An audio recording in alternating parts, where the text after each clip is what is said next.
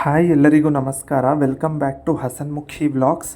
So ಇವತ್ತಿನ ಈ ವ್ಲಾಗ್ನಲ್ಲಿ ನಮ್ಮ ಮನೆಯಲ್ಲಿ ಆಚರಿಸಿದ ಗಣೇಶ ಚತುರ್ಥಿಯ ಮಿನಿ ವ್ಲಾಗ್ನ ನಿಮ್ಮೆಲ್ಲರ ಜೊತೆ ಶೇರ್ ಮಾಡ್ತಾಯಿದ್ದೀನಿ.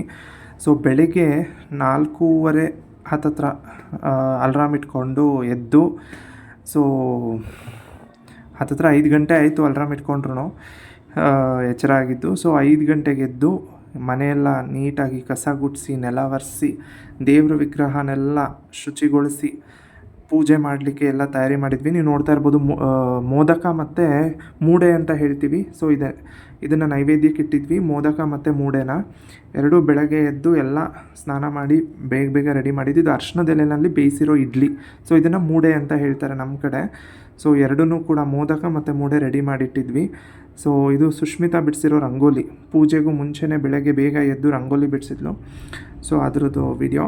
ಸೊ ಬೆಳಗ್ಗೆ 8:00 ಪೂಜೆ ಮುಗೀತು. ಅಷ್ಟೋತ್ತರ ಪೂಜೆ ಎಲ್ಲ ಮಾಡಿ ಆದಮೇಲೆ ಮಹಾಮಂಗಳಾರತಿ ಮಾಡಿ ಇವಾಗ ತಿಂಡಿ ತಿಂದ್ಕೊಂಡು ಮಧ್ಯಾಹ್ನದ ಅಡುಗೆಗೆ ತಯಾರಿ ನಡೀತಾ ಇದೆ. ಒಂದು ಕಡೆಯಿಂದ ಅಮ್ಮ ಗೋಧಿ ಪಾಯಸ ಮಾಡ್ತಾಯಿದ್ದಾರೆ, ಇನ್ನೊಂದು ಕಡೆಯಿಂದ ಸುಷ್ಮಿತಾ ನಮ್ಮ ಮಂಗಳೂರು ಕಡೆ ಜೀಗುಜ್ಜೆ ಅಂತ ಹೇಳ್ತೀವಿ, ಅಥವಾ ಇಂಗ್ಲೀಷ್ನಲ್ಲಿ ಬ್ರೆಡ್ ಫ್ರೂಟ್ ಅಂತ ಹೇಳ್ತಾರೆ.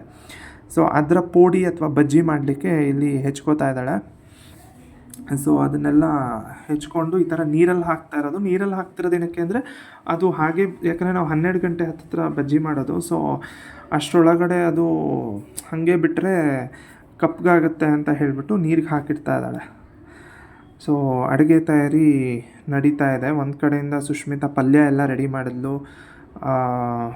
ಬೀನ್ಸ್ ಪಲ್ಯ, ತೊಂಡೆಕಾಯಿ ಪಲ್ಯ ಎಲ್ಲನೂ ರೆಡಿ ಮಾಡ್ತಾಯಿದ್ಲು. ಸೊ ಇಲ್ಲಿ ನಮ್ಮಮ್ಮ ಒಂದು ಕಡೆ ಸ್ಟವ್ ಮೇಲೆ ಮಂಗಳೂರು ಸೌತೆಕಾಯಿದು ಕೊದ್ದೆಲ್ ಅಥವಾ ಸಾಂಬಾರು ಅಂತ ಏನು ಹೇಳ್ತೀವಿ ಮಂಗಳೂರು ಸ್ಟೈಲಲ್ಲಿ, ಅದನ್ನು ರೆಡಿ ಮಾಡ್ತಾಯಿದ್ದಾರೆ. ಇನ್ನೊಂದು ಕಡೆಯಿಂದ ಕೋಸಂಬರಿಗೆ ಒಗ್ಗರಣೆ ಕೊಡೋಕ್ಕೆ ತೆಂಗಿನೆಣ್ಣೆ ಒಗ್ಗರಣೆನ ಮೂಲಂಗಿ ಕೋಸಂಬರಿಗೆ ರೆಡಿ ಮಾಡ್ಕೋತಾ ಇದ್ದಾರೆ. ಸೊ ಏನೇನು ಅಡುಗೆ ಮಾಡಿದ್ವಿ ಅಂತ ಲಾಸ್ಟಲ್ಲಿ ನಿಮ್ಮೆಲ್ರಿಗೂ ಶೇರ್ ಮಾಡ್ತೀನಿ. ಸೊ ಇವಾಗ ಮಧ್ಯಾಹ್ನದೊಳಗಡೆ ಅಡುಗೆ ಮುಗಿಸ್ಬೇಕು ಅಂತ, ಯಾಕಂದರೆ ದೇವಸ್ಥಾನಕ್ಕೆ ಬೇರೆ ಹೋಗಬೇಕಿತ್ತು. ಸೊ ಹಾಗಾಗಿ ಫಾಸ್ಟಾಗಿ ಅಡುಗೆ ಎಲ್ಲ ಮುಗಿಸ್ಬೇಕು ಅಂತ ಸುಷ್ಮಿತಾ ಮತ್ತು ಅಮ್ಮ ಇಬ್ಬರು ಸೇರಿಕೊಂಡು ಬ್ಯುಸಿಯಾಗಿ ಅಡುಗೆ ಮಾಡ್ತಾಯಿದ್ದಾರೆ.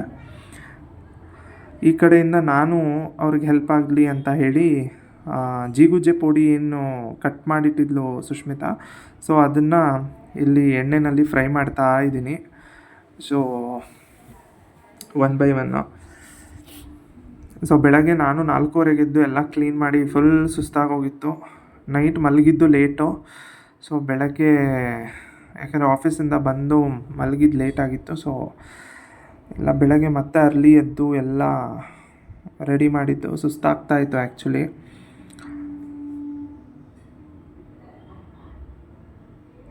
ಸೊ ಜೀಗುಜ್ಜೆ ಪುಡಿ ಎಲ್ಲ ರೆಡಿ ಮಾಡಿಕೊಂಡು ಈಗ ನಾವು ಅಡುಗೆ ಎಲ್ಲ ಮುಗೀತು. ಸೊ ನಾನು ಸುಷ್ಮಿತಾ ಮೈಸೂರಲ್ಲಿ ನಮ್ಮ ಅಗ್ರಹಾರದಲ್ಲಿರುವಂಥ ಗಣೇಶ ದೇವಸ್ಥಾನ ಇದೆ, ಮಹಾಗಣಪತಿ ದೇವಸ್ಥಾನ. ಸೊ ಅಲ್ಲಿಗೆ ಬಂದಿದ್ವಿ, ಅಗ್ರಹಾರ ಮೈಸೂರು. ಸೊ ಇಲ್ಲಿಗೆ ಬಂದಿದ್ವಿ. ಫುಲ್ ರಶ್ ಅಂದರೆ ರಶ್ಶು. ಸೊ ಅಲ್ಲಿ ನಮಗೆ ಹೆಚ್ಚು ವೀಡಿಯೋ ಶೂಟ್ ಮಾಡ್ಕೊಳ್ಳೋಕ್ಕೂ ಆಗಲಿಲ್ಲ, ತುಂಬ ರಶ್ ಇತ್ತು. ಸೊ ದೇವ್ರ ದರ್ಶನ ಮಾಡಿಕೊಂಡು ಇವಾಗ ತೀರ್ಥ ಪ್ರಸಾದ ಸ್ವೀಕಾರ ಮಾಡ್ತಾಯಿದ್ದೀವಿ.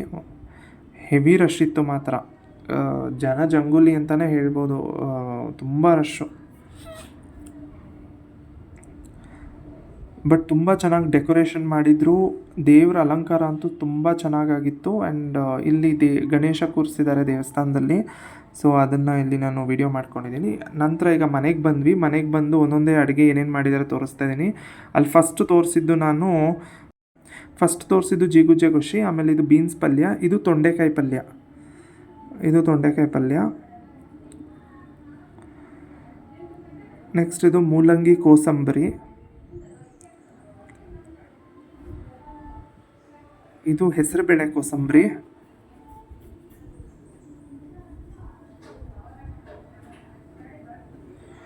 ಸೊ ನಿಮ್ಗೆಲ್ಲರಿಗೂ ಏನೇನು ಅಡುಗೆ ಮಾಡಿದ್ದೀನಿ ಅಂತ ತೋರಿಸ್ತಾ ಇದ್ದೀನಿ. ದೇವ್ರಿಗೂ ಈಗ ಊಟ ಬಡಿಸ್ಬೇಕು. ಸೊ ಫಸ್ಟು ಅದಕ್ಕೆ ಮುಂಚೆ ಇದು ಕ್ಯಾರೆಟ್ ಕೋಸಂಬರಿ. ನಮ್ಮಲ್ಲಿ ಹೇಗೆ ಅಂದರೆ ಇದು ಜೀಗುಜ್ಜೆ ಪುಡಿ ನಾನೇನು ಮಾಡಿದ್ದೆ ಅದು. ಸೊ ನಾವೇನು ಅಡುಗೆ ಮಾಡಿರ್ತೀವಿ ಅದನ್ನು ಯಾವುದೂ ಟೇಸ್ಟ್ ನೋಡೋ ಹಾಗಿಲ್ಲ. ಸೊ ಇದು ಮಂಗಳೂರು ಸೌತೆಕಾಯಿ ಕೊದ್ದಲ್ ಅಥವಾ ಸಾಂಬಾರು ಮಂಗಳೂರು ಸ್ಟೈಲಲ್ಲಿ ಮಾಡಿದ್ದು. ಈ ಟೇಸ್ಟ್ ಆ್ಯಕ್ಚುಲಿ ಸಖತ್ತಾಗಿತ್ತು. ನಾನು ಊಟ ಮಾಡಿದ್ಮೇಲೆ ನಾನು ಟೇಸ್ಟ್ ನೋಡಿ ಹೇಳ್ತಾ ಇರೋದು. ಆ್ಯಕ್ಚುಲಿ ಅಡುಗೆ ಮಾಡ್ಬೇಕಾದ್ರೆ ನಾವು ಉಪ್ಪು ಏನೂ ನೋಡೋ ಹಾಗಿಲ್ಲ, ಯಾಕಂದರೆ ದೇವ್ರಿಗೆ ಬಡಿಸೋ ತನಕ ನಾವು ಏನೂ ಟೇಸ್ಟ್ ನೋಡೋ ಹಾಗಿಲ್ಲ. ಸೊ ಹಾಗಾಗಿ ನಮಗೆ ಅಡುಗೆ ಮಾಡೋ ಟೈಮಲ್ಲಿ ಉಪ್ಪು ಇದೆಲ್ಲ ಕಮ್ಮಿ ಆಗಿದೆಯಾ ಜಾಸ್ತಿ ಆಗಿದೆಯಾ ಅದೇನು ನೋಡೋ ಹಾಗಿಲ್ಲ. ಫಸ್ಟು ದೇವರಿಗೆ ಎಲೆ ಇಟ್ಟು ಊಟ ಅದು ಏನು ಅಡುಗೆ ಮಾಡಿದ್ದೀವೋ ಅಷ್ಟನ್ನು ಬಡಿಸಿ ಪೂಜೆ ಮಾಡಿದ್ಮೇಲೆ ನಾವು ತಿನ್ನಬೇಕು. ಇದು ಗೋಧಿ ಪಾಯಸ ಅಂತೂ ಸಖತ್ತಾಗಿತ್ತು. ಅನ್ನ. ಸೊ ಇಷ್ಟು ರೆಡಿ ಮಾಡಿದ್ವಿ. ಈಗ ಇದನ್ನು ದೇವರಿಗೆ ಎಲೆ ಇಟ್ಟು ನೈವೇದ್ಯ ಮಾಡಿ ಮಹಾಮಂಗಳಾರತಿ ಮಾಡಿ ಅದಾದಮೇಲೆ ನಾವು ಊಟ ಮಾಡಿದ್ದು.